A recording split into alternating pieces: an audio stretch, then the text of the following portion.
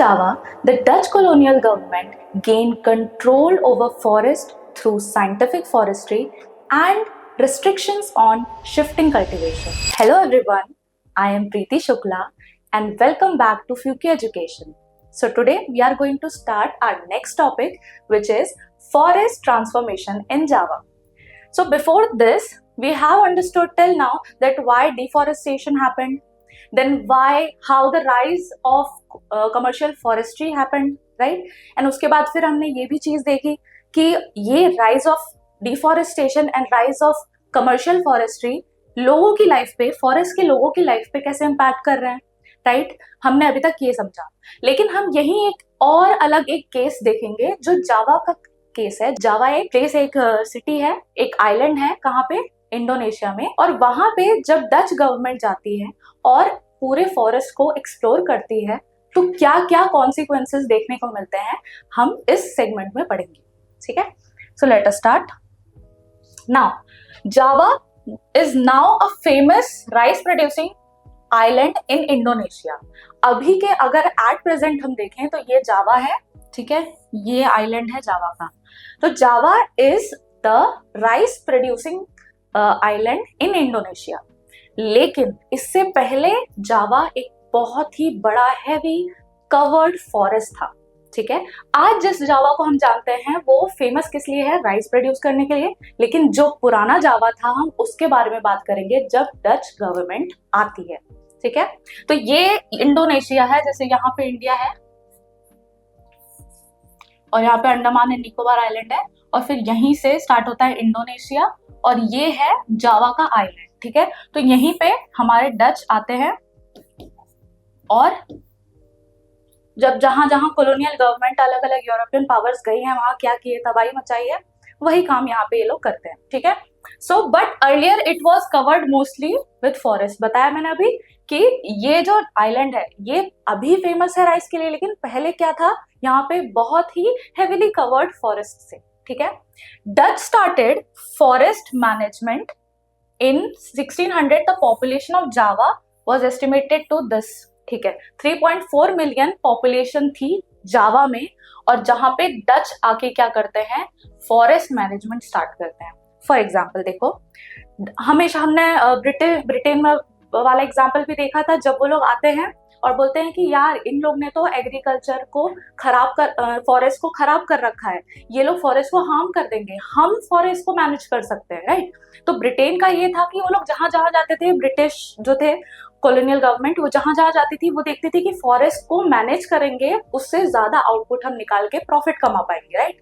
तो डच ने भी यही किया, जावा में गए, और जावा में जैसे उनको दिखा कि भाई ये तो बहुत ही बढ़िया प्रॉस्पेरस फॉरेस्ट है यहाँ पे, तो let us exploit these forest. अब उनके लिए एक्सप्लॉइटेशन का क्या मतलब था?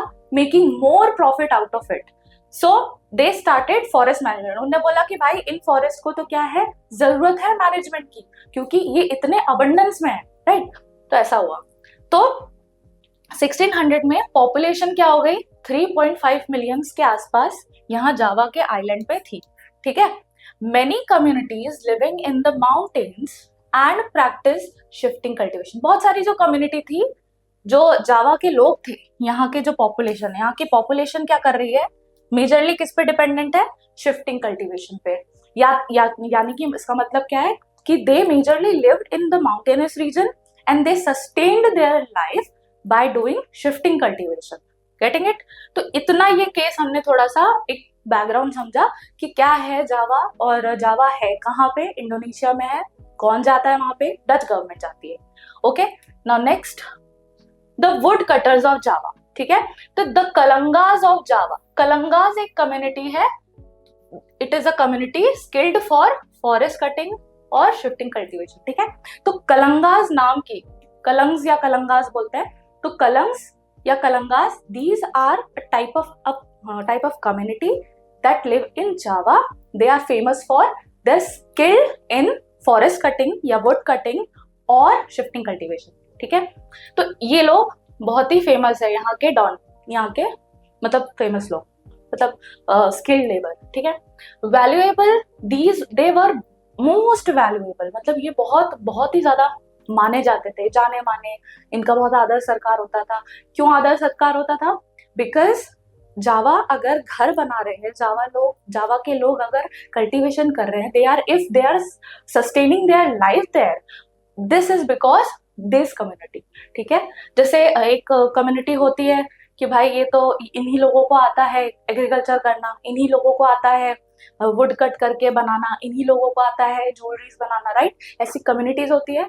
तो अलग अलग कम्युनिटीज जब होंगी तभी तो लोगों की नीड सेटिस्फाई हो पाएगी, राइट? तो वहां जावा की जो कम्युनिटी थी वो इन पे बहुत डिपेंडेंट होती थी, जावा के अलग दूसरे लोग। ठीक है, now valuable because without their expertise it would have been difficult to harvest teak for the kings to build their palaces. ठीक है, अब ये बहुत ज्यादा वैल्यूएबल क्यों हो जाते हैं, बहुत ज्यादा इंपॉर्टेंट क्यों हो जाते हैं जावा के लोगों के लिए? Because they were having expertise in wood cutting, they were having expertise in shifting cultivation, which was eventually used by the kings of Java to make their palaces or to make any other such significant things for themselves. ठीक है, luxury का item हो या king के palace को build करने का item हो या छोटे मोटे हाउसेस को बिल्ड करने का कुछ प्रॉब्लम वो नीड हो। ठीक है, गेटिंग इट? तो जहां from making small houses to a palace, ये लोग इंपॉर्टेंट थे क्योंकि टीक यही लोग हार्वेस्ट कर पाते थे। टीक एक लकड़ी तो सारे पेड़ों में ही होती है, लेकिन टीक एक बहुत फाइन लकड़ी होती है। टीक, टिम्बर, ये सब बहुत अच्छी लकड़ियां होती है। ठीक है, तो इनको जो हार्वेस्ट करने की क्षमता थी, कैपेबिलिटी थी, स्किल था, वो इन्हीं कलम्स के पास था। ठीक है, now Dutch tried to make the Kalangs work under them. ठीक है, अब डच को लगा कि भाई यहाँ के लोग अगर किसी को बोल रहे हैं कि भाई ये लोग एक्सपर्ट हैं इस चीज में, इस फील्ड में एक्सपर्ट है, राइट? तो let us negotiate with them, let us take them on our side. ठीक है, तो डच को लगा कि भाई ये लोग बहुत अच्छे से काट पीट के बढ़िया से हमको दे देंगे, इनके पास तो स्किल भी है, हमको अगर काटना पीटना होगा तो हमको अलग से 4 लेबर और खरीद के लाने पड़ेंगे या और कहीं से एक्सपर्टीज लानी पड़ेगी। जब यहाँ पे इंडिजिनियसली कोई एक्सपर्टीज मिल रही है तो let us make them to our side, right? तो डच ने बोला कि भाई इन लोगों को अपने साइड लेना पड़ेगा। ठीक है, okay, now in 1770 the Kalams resisted the attacking एक minute In 1770, the Kalams resisted by attacking Dutch fort at Joanna, but the uprising was suppressed. अब क्या हो रहा है ना कि 1770s में जो कलम्स है, ठीक है, अब देखो सिंपल सी बात है, डच आ रहे हैं, ठीक है, अब डच क्या करेंगे, वहां के फॉरेस्ट राइट्स को, फॉरेस्ट मैनेजमेंट के अंदर क्या करेंगे, फॉरेस्ट राइट्स को वो कर लेंगे, जब्त कर लेंगे, ठीक है, कन्फिस्केट कर देंगे। देन उसके बाद क्या करेंगे, फॉरेस्ट मैनेजमेंट के नाम पे लोगों को उधर आने से रेस्ट्रिक्ट कर देंगे, राइट? तो ये सब चीजें होंगी तो Kalang will they accept the authority of Dutch colonial government? No, certainly not. क्यों? क्योंकि कलम्स दे आर फ्री और उनका एक रुतबा है उस पूरे सोसाइटी में कि भाई हम ही हैं जो एक्सपर्टीज है, एक्सपर्ट वाले हैं हम लोग, ठीक है। तो this will eventually lead to protest against the Dutch colonial government, ठीक है। तो वही हुआ 1770s में, कलंगाज ने कॉलोनियल गवर्नमेंट यानी कि डच कॉलोनियल गवर्नमेंट के अगेंस्ट क्या किया, एक छोटी सी प्रोटेस्ट की, ठीक है, और which was eventually suppressed bye. अब देखो ब्रिटिश हो, कोई भी यूरोपियन पावर हो, वो लोग किसी के प्रोटेस्ट को सप्रेस करने के लिए एकदम आराम से रेडी रहते हैं, उनको मतलब आराम से पता है कि कैसे इसको सप्रेस करना, राइट। तो ये तो बहुत ही स्ट्राइकिंग फीचर है कॉलोनियल गवर्नमेंट का, ठीक है। Now attacking Dutch at fort at Joana, ये इंपॉर्टेंट है, कहाँ मतलब कहाँ किया था अटैक, जोआना में किया था, ठीक है, ये हो गया, ठीक। नाउ डच साइंटिफिक फॉरेस्ट्री, अब हमने कलंगास के बारे में पढ़ लिया कि वो एक बहुत ही इंपॉर्टेंट पीपल थे, कम्युनिटी थी, कहाँ पे, जावा में। नाउ डच की साइंटिफिक फॉरेस्ट्री क्या करती है, कैसे करती है, क्या काम करती है, देखते हैं। So Dutch enacted forest laws in Java restricting villagers access to forest। अब डच ने क्या कर दिया, यहाँ पे फॉरेस्ट लॉज लेके आ गए, ठीक है, कुछ लॉज लाए गए जहाँ पे क्या बोला गया कि भाई जैसे साइंटिफिक फॉरेस्ट्री इंडिया में और कहीं और हो रही थी, कि क्या करना था, वहां पे रेस्ट्रिक्ट कर दे रहे थे कि भाई आप इधर आ ही नहीं सकते, उगेगा तो यही उगेगा, कोई जो काम करेगा वो हम डिसाइड करेंगे कि कौन काम करेगा, कौन आ सकता है वो हम डिसाइड करेंगे, कौन यहाँ से जा सकता है वो भी हम डिसाइड करेंगे। Getting it? So this was happening. तो एक फॉरेस्ट लॉ लाया गया, और क्या किया गया उस फॉरेस्ट लॉ के थ्रू? उस फॉरेस्ट लॉ के थ्रू क्या किया गया? एक्सेस को बंद कर दिया गया। ठीक है, एक्सेस को कैसे बंद कर रहे हैं? By restriction on grazing cattles in youth strands. अब ये यूथ स्ट्रैंड क्या होता है? मतलब वो जो बहुत ही नए नए पेड़ हो गए हैं, ठीक है, या नए नए पौधे हो गए हैं, ठीक, वो एकदम नए नए हैं और उसी स्ट्रैंड्स पे ग्रेजिंग आप नहीं करवा सकते। ठीक है, जैसे गाय भेड़ बकरियों को लेके जा रहे हैं ग्रेजिंग के लिए और वहां पे नया नया कुछ हुआ है और उसी पे उन्होंने ग्रेजिंग करवा दिया, तो ये रेस्ट्रिक्शन करवा दिया किसने? वो Dutch colonial government. Now transporting would without permit. ठीक, अब इस पे भी रेस्ट्रिक्शन लगा दिया कि आप अपने ही फॉरेस्ट से लकड़ी को बिना परमिशन के ट्रांसपोर्ट नहीं कर सकते। ठीक है, मतलब एक जगह से दूसरी जगह अगर आपको इस पूरे लकड़ी के स्लॉट को या आपने लकड़ी काट के बेचना है, किसी को देना है, किसी को भेजना है, तो वो चीज आप नहीं कर सकते। It was restricted under the forest law. Getting it?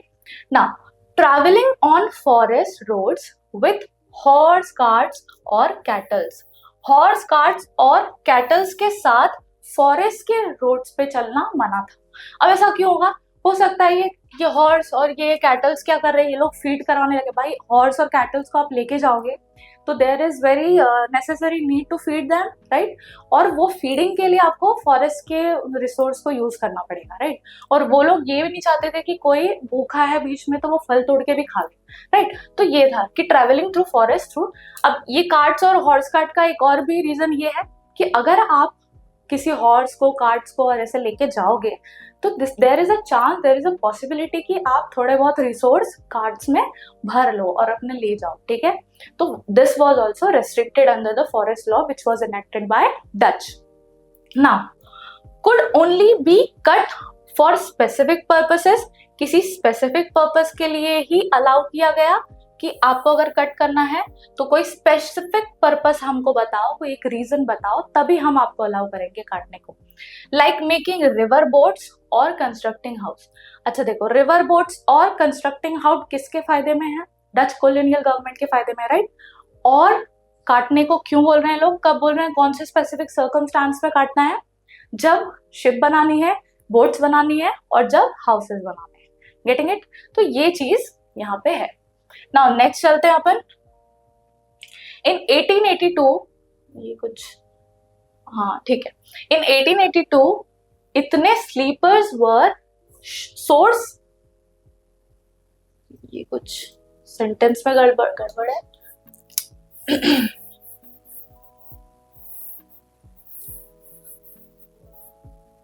इन 1882 इतने sleepers were exported from Java alone. अब ये जो इतने स्लीपर्स है, कितने हैं? 2,80,000। इतने स्लीपर्स क्या थे? हमने लास्ट सेगमेंट में पढ़ा था, वो जो वुडन ब्लॉक्स होते हैं जो ट्रेन के ऐसे पैरेलली हॉरिजॉन्टली बिछाई जाती है। ठीक है, तो ये वुडन ब्लॉक्स के लिए इसको स्लीपर बोलते हैं और इसी स्लीपर को एक्सपोर्ट किया गया फ्रॉम जावा। कितने स्लीपर्स एक्सपोर्ट किए गए? 2,80,000। ठीक है, it is a huge amount. और ये ह्यूज अमाउंट कहां से किया जा रहा है? जावा के बहुत ही फाइनली कवर्ड फॉरेस्ट से। ठीक है, नाउ ब्लैंडोइंटिस्टन a system of working collectively to provide free labor and buffalo for cutting and transporting timber। अब क्या हुआ? ये जो एक सिस्टम था, ये बोला गया, डच के थ्रू बोला गया कि अगर आप हमको फ्री लेबर प्रोवाइड कर रहे हो, ठीक है, किसको? यहाँ की कम्युनिटीज को, कि आप लोग हमें फ्री लेबर प्रोवाइड करो तो हम आपको क्या करेंगे, बफेलो को लेके आने जाने के लिए थोड़ा परमिशन दे देंगे, थोड़ा बहुत ट्रांसपोर्टिंग का एक छोटा सा क्या बोलते हैं अपन कंसेशन दे देंगे कि हाँ थोड़ा सा ये कर सकते हो आप, एंड आपके ऊपर जो रेस्ट्रिक्शन है वो थोड़ी रेस्ट्रिक्ट हम थोड़ा कॉम्प्रोमाइज कर देंगे, थोड़ा कम कर देंगे, राइट? तो ये ऐसा सिस्टम था। तो right to cultivate forest land was restricted. अब फॉरेस्ट लैंड में कल्टिवेशन करना वॉज ऑल्सो रेस्ट्रिक्टेड। ठीक है, मतलब आप फॉरेस्ट लैंड में जाके भी कल्टीवेट नहीं कर सकते, ये राइट भी फॉरेस्ट लॉ के अंडर मना कर दिया गया था नॉर्मल पीपल को, जावा के लोगों को, ठीक है। Now next, Samin's challenge. अब सैमन्स चैलेंज क्या है यहाँ पे वो समझते हैं अपन।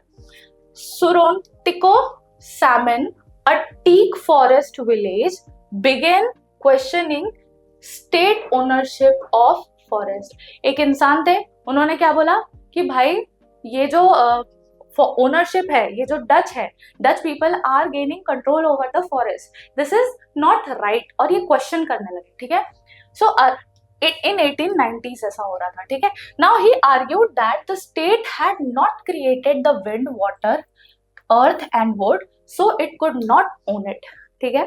मतलब स्टेट यानी कि Dutch colonial government, they have not made wind, they have not made earth, they have not made water or wood, so उनका अधिकार यहाँ से खत्म हो जाता है। मतलब आप यूज करो, लेकिन पूरा सोल राइट अगर आप उस पर बोल रहे हो तो this is not right and you don't own it, ऐसा उसका आर्ग्यूमेंट था, किसका, सैमन का।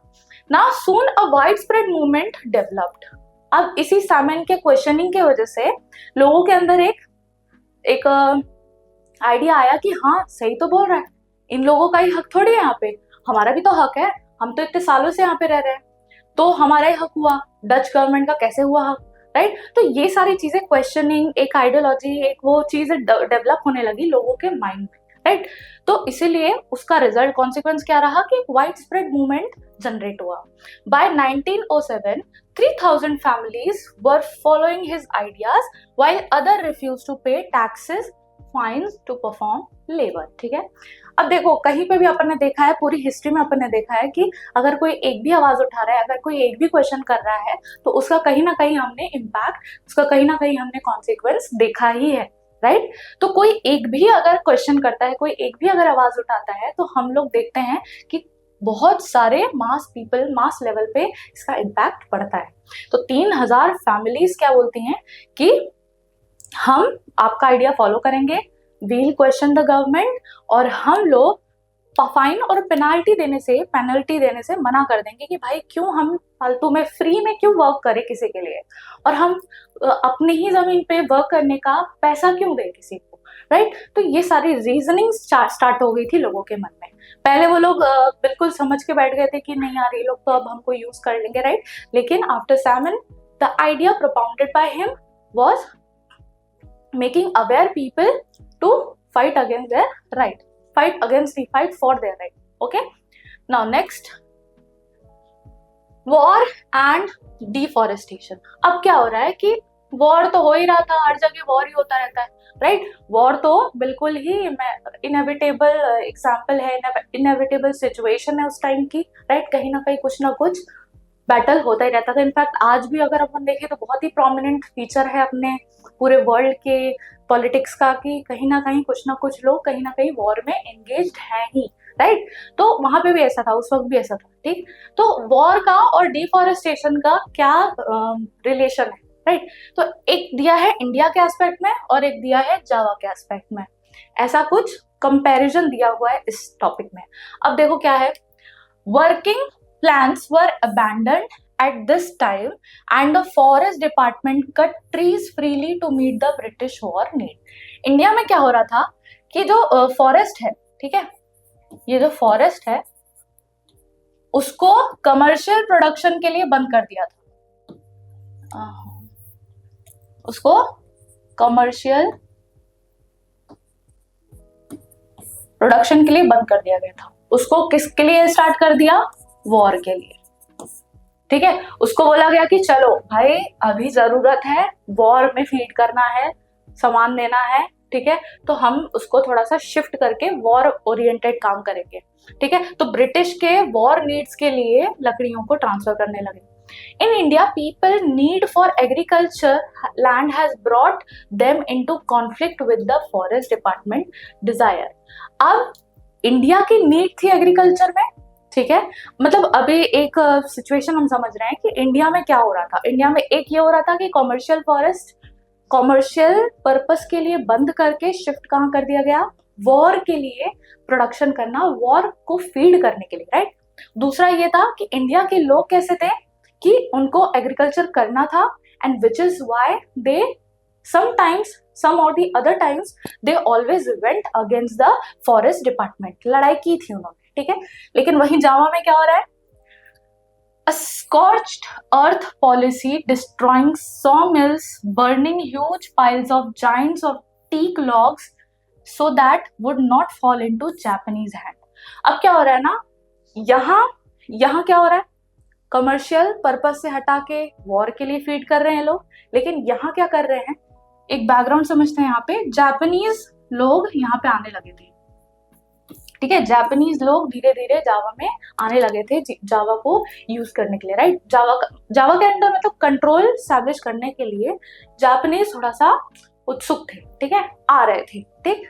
तो क्या हुआ कि इतने बेकार है डच ये लोग, कि बेकार मतलब इन द सेंस आप सिर्फ आइडियोलॉजी समझो, बेकार तो काफी लोग हैं, ठीक है।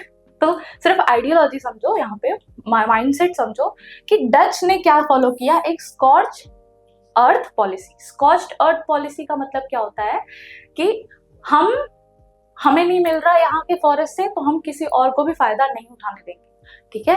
दैट मीन्स उनको अगर लगा कि ये जापानीज आने वाले हैं और जापानीज यहाँ पे आके फायदा उठा लेंगे, ठीक है, अगर ये लोगों को फायदा मिल गया, ठीक है, तो ये लोग ज्यादा प्रॉफिट कमा सकते हैं और हमारा मार्केट खत्म हो सकता है। और ये भी हो सकता है कि हमें नहीं मिल रहा है कमाने को प्रॉफिट, तो हम इनको भी क्यों कमाने दें, ठीक है। सो इवेंचुअली क्या करते हैं ये लोग स्कॉच अर्थ पॉलिसी के अंदर कि पूरे मिल्स को, जहां पे प्रोडक्शन हो रहा है वो मिल्स को, और जहां पे क्रॉप हो रही है, जहां पे एक्चुअली जो जाइंट अपने लकड़ियां उग रही हैं, वो पूरे फॉरेस्ट में आग लगा दी, ठीक है। पूरे फॉरेस्ट को फायर में तब्दील कर दिया गया, पूरा चेंज कर दिया गया, पूरा एशेस एशेस एशेस, हर जगह सब कुछ राख राख हो गई, ठीक है। तो ये इनका एक सोच थी कि if we are not gaining something from that, we will not let you to gain from it, ठीक है। It was difficult for the Indonesian Forest Service to get this land because due to Japanese aggression। अब क्या हो गया, यहाँ पे India forest department के against लड़ाई करती है। यहाँ पे अपन ने देखा है ट्राइबल पीपल कितने ज्यादा लेवल पे एक्टिव थे अपने ट्राइब्स, अपने लैंड को बचाने के लिए। और एक टाइम पे ऐसा भी था कि ब्रिटिश यहाँ के फॉरेस्ट ड्वेलर्स के लिए थोड़ा बहुत मान भी गई थी ना, सब याद है अपन को, लास्ट में अपन ने पढ़ा होगा, ठीक है। तो एक टाइम यहाँ था कि हाँ थोड़ा बहुत अपन ने रिबेल किया, तो थोड़ा बहुत उन्होंने भी माना, शांत हुए, ठीक है। एक बीच में एक ट्रांजिशन पॉइंट बन गया जहाँ पे ये लोग इनके बाउंड्री पे अफेक्ट नहीं कर रहे थे, ये लोग इनके बाउंड्री पे अफेक्ट नहीं कर रहे थे, राइट। लेकिन यहाँ क्या हो रहा है, इंडोनेशियन के लोगों को, जो इंडोनेशिया के लोग थे, उनकी फॉरेस्ट सर्विस को वापस हाँ, तो यहाँ पे ये हो रहा था कि इंडोनेशियन लोगों को वापस से अपने लैंड को गेन करने में बहुत डिफिकल्टी हुई। इनफैक्ट वो गेन नहीं कर पाए, क्यों, क्योंकि जापानीज का एग्रेशन यहाँ देखने को मिला, ठीक है। क्योंकि जापान के लोग यहाँ पे आने लगे, और विच इज वाई उन लोगों, डच था यहाँ पे, डच अगर जाने को है तो कोई और आ रहा है, तो इस बीच में ये लोग अपना प्रॉपर्टी खुद गेन कर ही नहीं पा रहे, ठीक है। तो ये दो डिफरेंट कंडीशंस हैं वॉर एंड डिफॉरेस्टेशन को लेके दोनों जगह पे, ठीक है। डिफॉरेस्टेशन क्यों पढ़ा अपन ने, क्योंकि हम ये देख रहे हैं, डिफॉरेस्टेशन क्यों पढ़ा, क्योंकि हमने देखा कि यहाँ पे डिफॉरेस्टेशन कैसे स्विच हो रहा है, यहाँ पे फॉरेस्ट का यूज कैसे स्विच हो रहा है, और यहाँ पे कैसे स्विच हो रहा है, यहाँ पे तो पूरा जला ही दे रहे हैं, राइट। तो यही कहने का इसमें मतलब है कि दोनों जगह पे अलग अलग चीजें हो रही हैं, ठीक। नाउ नेक्स्ट है न्यू डेवलपमेंट इन फॉरेस्ट्री, ठीक है। अब एक नया डेवलपमेंट हुआ फॉरेस्ट्री, क्या डेवलपमेंट हुआ देखते हैं, ठीक है। Since the 1980s, governments across Asia and Africa have begun to see the scientific forestry। ठीक, अब ये चीज ना थोड़ा सा बैकग्राउंड से आ रही है कि अभी तक हमने देखा कि बहुत सारे एरियाज में, बहुत सारे जगहों पे साइंटिफिक फॉरेस्ट्री को इंट्रोड्यूस कर दिया गया था, है ना, राइट। और उसमें से कौन कौन से देश थे, एशिया और अफ्रीका, एक कॉन्टिनेंट ही पूरा समझ लो कि एशिया और अफ्रीका में लगभग हर जगह साइंटिफिक फॉरेस्ट्री को देखा गया, ठीक है। यूज भी किया गया, प्रॉफिट भी बहुत कमाया गया उससे, ठीक। तो अब नए डेवलपमेंट क्या हो रहे हैं और क्या देखते हैं। The policies of keeping forest communities away from the forest has resulted in many conflicts. हमने एक और चीज देखी और हम आगे भी समझेंगे कि अगर आप किसी कम्युनिटी को जो हमेशा से उस एरिया में रही है, ठीक है, अगर आप उसको उस एरिया से बाहर लेके जाके उसी के रिसोर्सेस को यूज करोगे तो क्या होगा, अल्टीमेटली उसका रिजल्ट कॉन्फ्लिक्ट्स होंगे, ठीक है, जैसे कि इंडिया में ट्राइबल पीपल और इनके बीच में कॉन्फ्लिक्ट हुआ, राइट। तो ऐसे कॉन्फ्लिक्ट होंगे।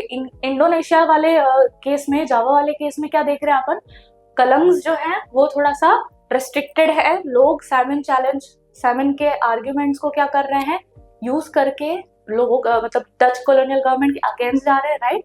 तो हमने जब भी देखा है कि policy of keeping forest community away from the forest जब भी देखा जाएगा, we see a conflict arising out of it. Getting it? Now, conservation of forest rather than collecting timber has become a more important goal for the people for this people must be involved. अब क्या हो रहा है कि industrial revolution, ठीक है, अभी जब 10th में जाओगे आप लोग तो आप लोग एक एज ऑफ इंडस्ट्रियलाइजेशन का चैप्टर पढ़ोगे और उसमें ये सब चीजें समझोगे कि हाउ द वुड्स और how these things, how the forest and how it effects the economy, ठीक है, और इन्वायरमेंट, ठीक है, ये सब समझोगे। थोड़ा राइटिंग, एनवायरमेंट, ठीक है, तो how forest affects the environment, how forest use affects the environment and economy, ठीक है, ये चीजें तुम लोग 10th में पढ़ोगे कि एज ऑफ इंडस्ट्रियलाइजेशन का कॉन्टेक्स्ट हो, तब समझ में आ जाएगा क्या बोल रही हूँ। अभी इतना समझो कि जब ये सब चीजें हुई, साइंटिफिक फॉरेस्ट्री हुई, मास लेवल पे फॉरेस्ट को कट किया गया और अ स्कॉच्ड अर्थ पॉलिसी को यूज किया गया पूरे फॉरेस्ट को डिस्ट्रॉय करने में, ठीक है, और इतने मास लेवल पे देख रहे हो 2,80,000 के आसपास के स्लीपर्स को जावा से भेजा गया। तो आप खुद सोचो कि 2,80,000 स्लीपर्स को प्रोड्यूस करने के लिए कितनी लकड़ियों को काटना पड़ा होगा, कितने बड़े लेवल पे फॉरेस्ट को कट करना पड़ेगा, राइट, समझ में आ रहा है। तो ये सब चीजें जब हुई तो बहुत बड़े लेवल पे इन्वायरमेंट को प्रॉब्लम हुई, बहुत बड़े लेवल पे एनवायरमेंट को हार्म हुआ, ठीक है। और जब ये हार्म हो रहा है तो क्या आपको ऐसा लग रहा है कि हमें उसको कंजर्व करने की जरूरत पड़ेगी? हाँ, एक टाइम तक अगर ब्रिटिश और डच कॉलोनियल या कोई भी यूरोपियन पावर या कोई भी power in the whole world, if अगर they will use and exploit and exhaust these resource, एक पॉइंट ऑफ टाइम आएगा ना जब ये सब चीज क्या हो जाएगी, खत्म होने लगेगी, इनको स्विच करना पड़ेगा या इनको ऐसी कुछ पॉलिसीज लानी पड़ेगी जहां पे हमको कंजर्व करना पड़ेगा ताकि हम आगे इसको यूज कर सके, राइट। तो न्यू डेवलपमेंट फॉरेस्ट्री इसलिए आई, ये समझ में आया, और इसका नया रेलेवेंस क्या है यहाँ पे आगे प्रेजेंट टाइम्स में कि कंजर्वेशन क्या बन गया, इंपॉर्टेंट गोल बन गया, ठीक है।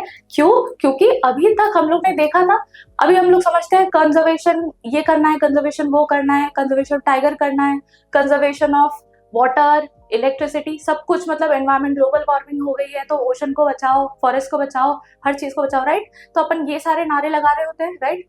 तो ये कंजर्वेशन क्यों आ रहा है? Because most of the felling of trees was happened in the 16 to 18th century, ठीक है।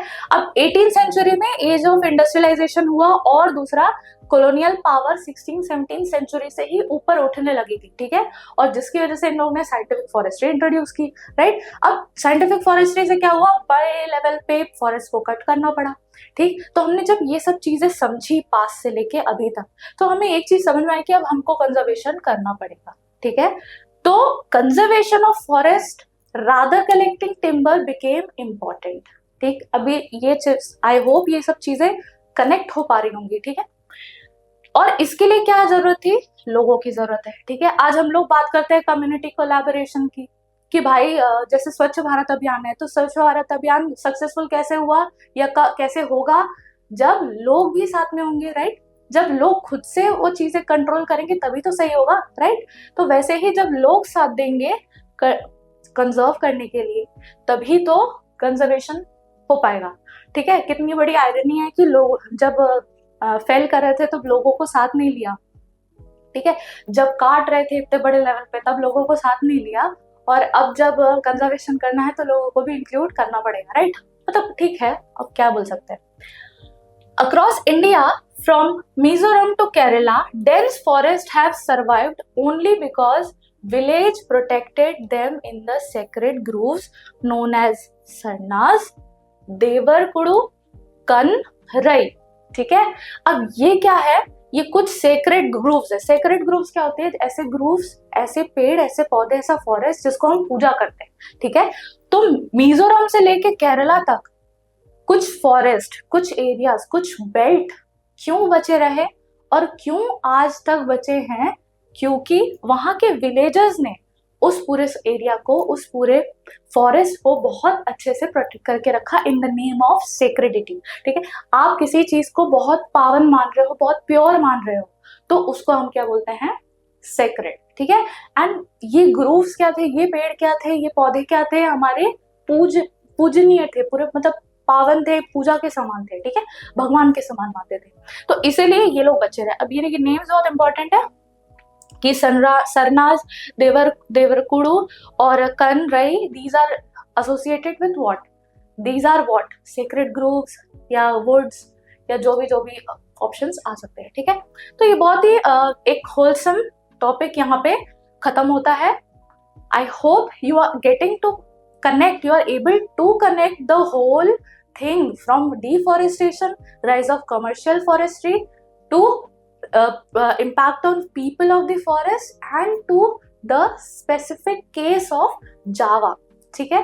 जावा हमने इसीलिए पढ़ा क्योंकि वहां पे एक अलग ही लेवल का एक आइलैंड को इस तरह से बदल दिया कि वो फॉरेस्ट से हट के राइस प्रोड्यूसिंग पे आ गया। दैट मीन्स राइस के लिए क्या चाहिए, लैंड पूरी क्लीन चाहिए, पूरा एक जगह से दूसरी जगह पूरा खाली चाहिए, और वाटर एफिशिएंट होना चाहिए, राइट। तो अब तुम खुद ही सोचो ना कि फॉरेस्ट इतना सारा लैंड क्लियर हो गया ताकि राइस प्रोड्यूसिंग स्टेट बन पाया आज हम, ठीक है। तो एक बहुत ही कॉम्प्लिकेशन है यहाँ पे, ठीक है। तो इसी के साथ हम ये टॉपिक यहाँ पे खत्म करते हैं। और एक बात मैं कहना चाहूंगी कि जावा के केस से हमें ये समझ में आया कि किस तरह से सिर्फ चंद पैसों के लिए लोगों की लाइफ के साथ और प्रकृति के साथ इतना बड़ा अन्याय किया गया। Thank you, and if you like this lecture please do like, subscribe and share, और भी डिटेल में पढ़ने के लिए फ्यूके एजुकेशन ऐप को डाउनलोड करें। Thank you.